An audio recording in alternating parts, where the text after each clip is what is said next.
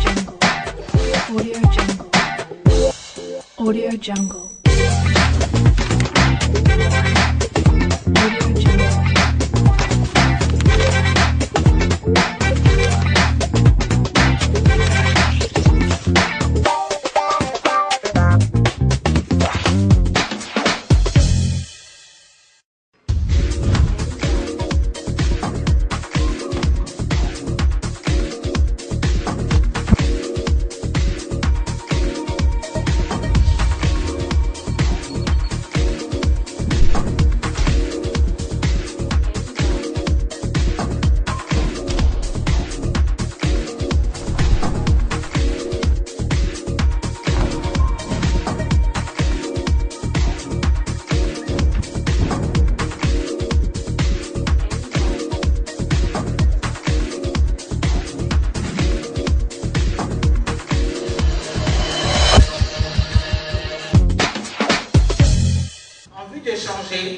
De discuter, analyser plus ou moins de fond en comble les incidences que cela pourrait causer à toutes les parties. Vu l'engouement observé à votre forte présence, nous pouvons affirmer sans crainte que c'est une initiative heureuse et très attendue de tous. Pour nous y aider, nous nous sommes fait fort de joindre à cette action les centrales syndicales au nombre de 3, dont l'UGTCI, la centrale d'unité, la centrale FEDACI. Donc je remercie les représentants qui ont répondu promptement à notre appel.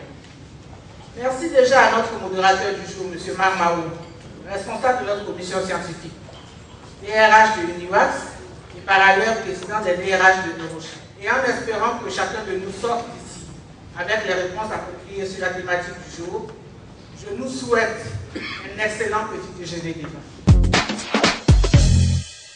Ce matin, donc, avec nous, il y aura l'appui technique, la présidente vous l'a dit tout à l'heure, 3 centrales syndicales qui sont représentées ici. Mais surtout, il y aura l'appui technique, et on dira de contrôle de la direction de l'inspection du travail en la personne de M. Kikoura pour veiller à contrôler que tout ce que nous disons ici est conforme au texte, parce que c'est aussi cela le but de notre travail. Le sujet donc va porter sur les incidences du nouveau SMIG dans la gestion des ressources humaines telles que nous devons l'amener désormais. Certains d'entre vous nous ont demandé les références du décret, donc on commence par ça. C'est ce décret-là. Le premier dont nous avions eu connaissance comportait 3 articles, et finalement le décret qui a été publié dans le journal officiel n'en comporte plus que 2.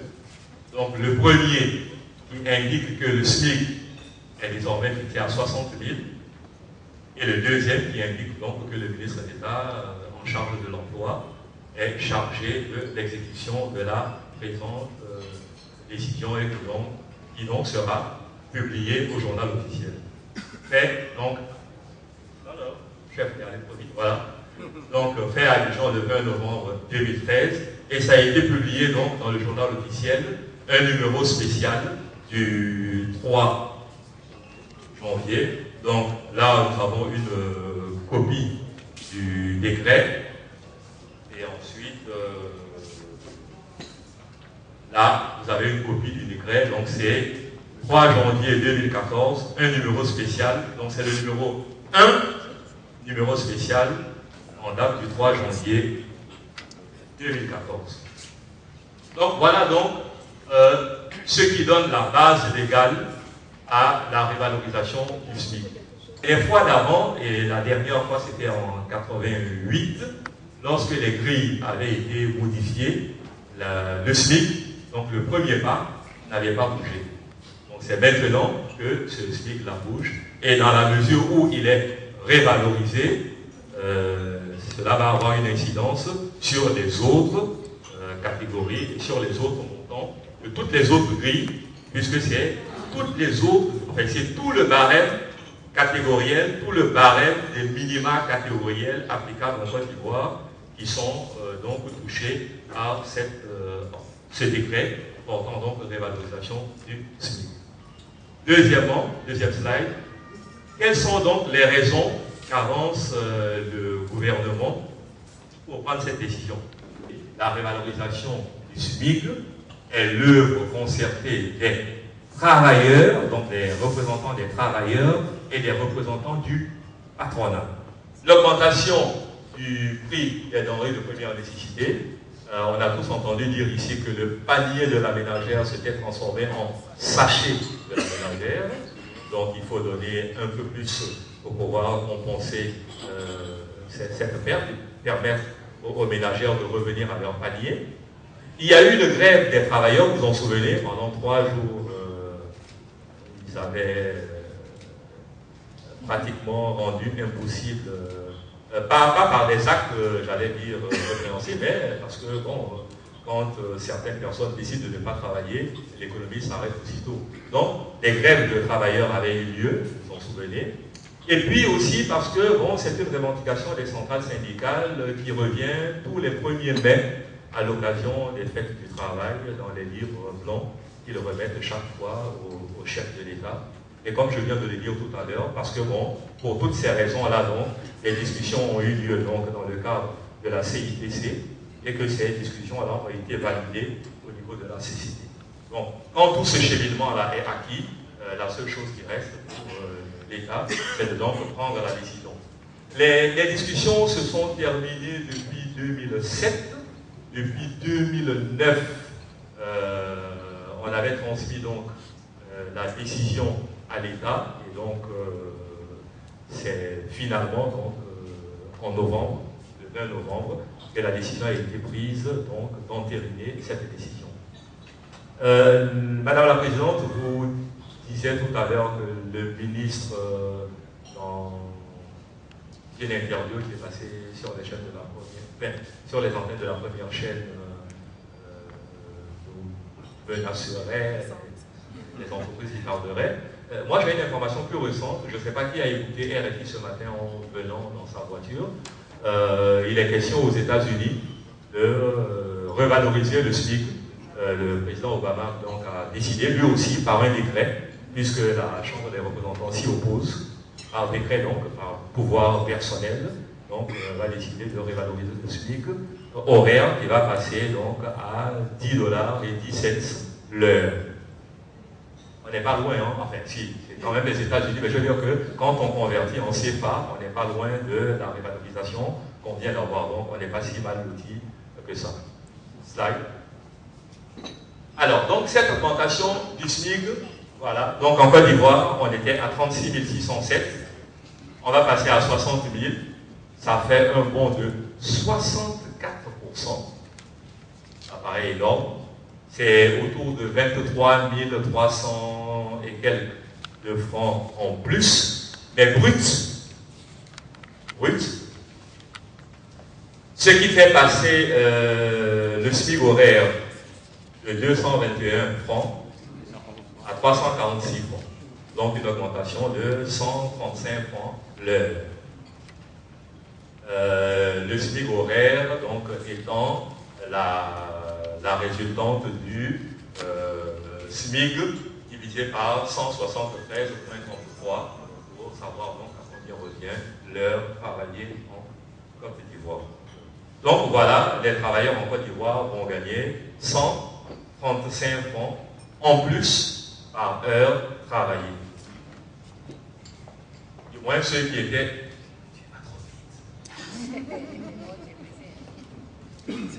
Donc vont gagner 135 francs de l'heure pour ceux donc, qui étaient au SMIC. Et on reviendra tout à l'heure sur ce nouveau SMIC et sur cette influence qu'il peut avoir donc, sur les calculs et les montants qu'il faudra désormais payer aux travailleurs. Mais évidemment, quand en Côte d'Ivoire nous décidons pareille chose, nous ne sommes pas, j'allais dire, sur une île déserte, sans personne autour de nous. Nous devons aussi tenir compte de l'environnement immédiat, parce qu'aujourd'hui, la concurrence, ce n'est pas seulement entre les entreprises ivoiriennes, c'est aussi la concurrence avec les États voisins, puisque de plus en plus, il est fait cas de probabilité de délocalisation. On en a senti les menaces dernièrement quand il a été question d'interdire l'utilisation des sachets plastiques en Côte d'Ivoire. Plusieurs de ces entreprises-là ont menacé de plier bagage et d'aller s'installer dans les pays voisins où, pour le moment, ou bien aucune décision n'est prise dans le sens d'interdire, ou alors des décisions plus douces d'organisation ou de facilitation sont encore autorisées. Donc, quand on passe de 36 000 à 60 000 en Côte d'Ivoire, évidemment, le patronat, bien qu'il ait dit oui, a quelques soucis parce qu'il se dit la concurrence va se jouer désormais, non plus entre les entreprises ivoiriennes, mais entre enfin, le pays Côte d'Ivoire et les pays environnants. C'est pour cela qu'il est intéressant de comparer le SMIC ivoirien actuel, enfin celui qu'on va mettre en application très prochainement, au SMIC des pays voisins. Donc nous avons ceux-là au Mali, et dans tous les pays que vous allez voir maintenant, il n'est pas question pour le moment de les modifier. Donc vous avez au Mali, il est de 28 460 francs, au Burkina Faso de 32 218, au Bénin 33 000, au Togo 35 000 et au Sénégal 36 214. C'est donc dire que notre ancien SMIC était déjà au-dessus des SMIC de ces États. Donc aujourd'hui, à 60 000, l'écart se creuse encore plus. Alors, lorsqu'on parle de SMIC, on a tendance à ne pas penser à d'autres personnes qui sont, elles, régies par le SMAC. Il ne faut plus qu'on parle de SMAC. Le SMIC devrait normalement s'appliquer à tous les travailleurs et à tous les secteurs de Côte d'Ivoire.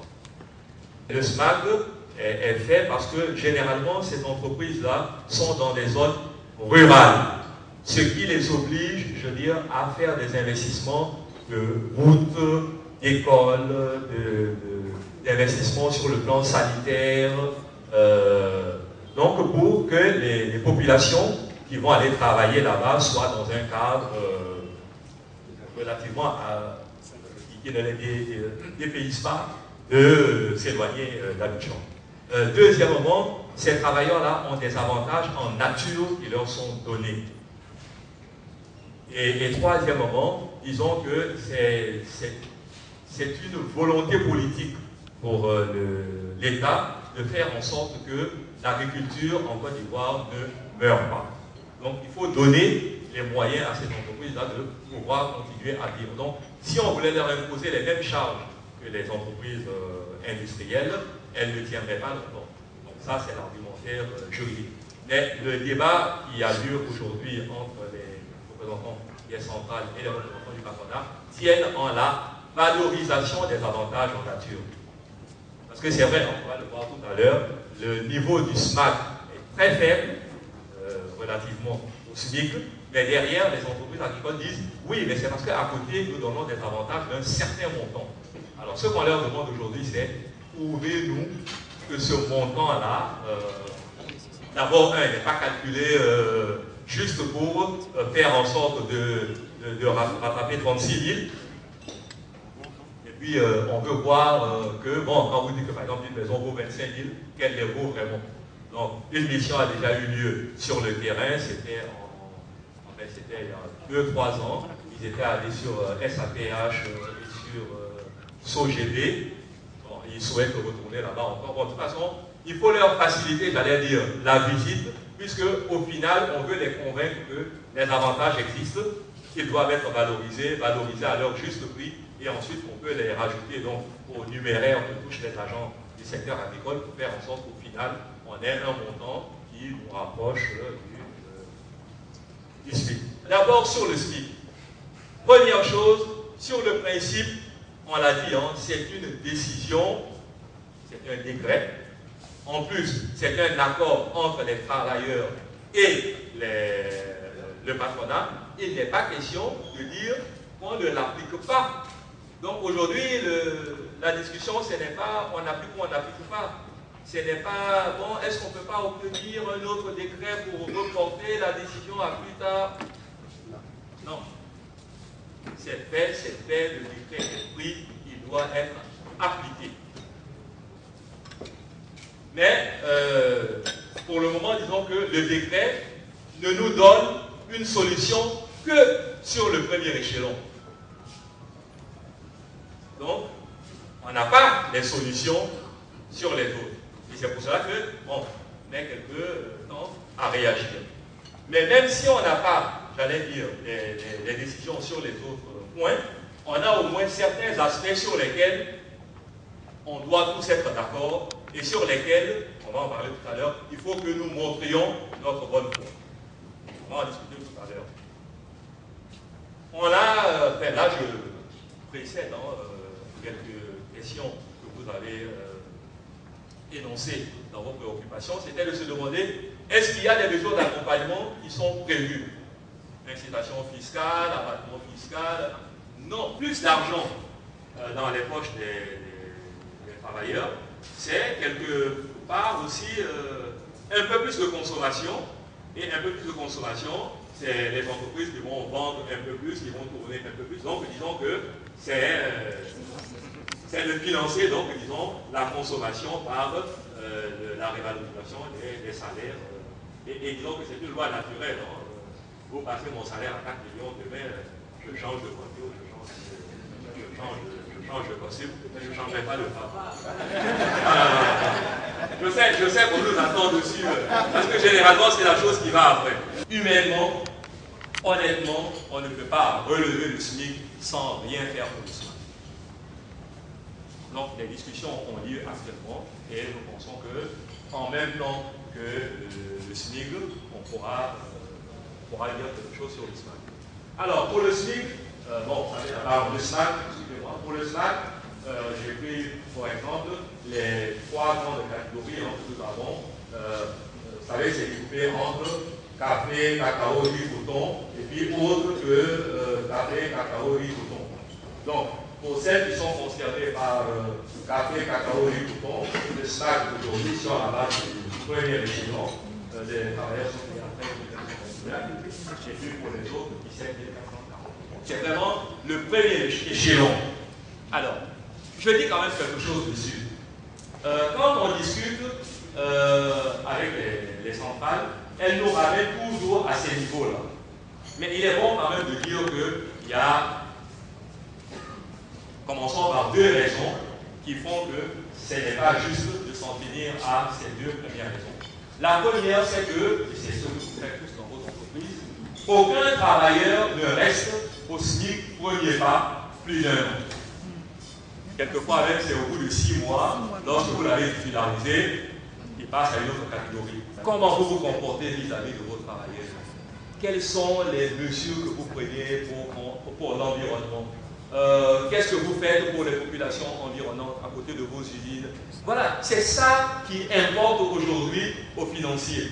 Alors, si dans vos États, ils voient que bon, vous en êtes encore à payer les gens en première catégorie, ou bien que bon, dans vos entreprises, les gens n'ont pas les équipements de sécurité, ou qu'ils voient que le niveau d'accident de travail est très élevé, ne vous étonnez pas après que même si les résultats financiers sont bons, même si les perspectives de remboursement sont bons, que quelque part, vous n'obteniez pas le prêt que vous sollicitez.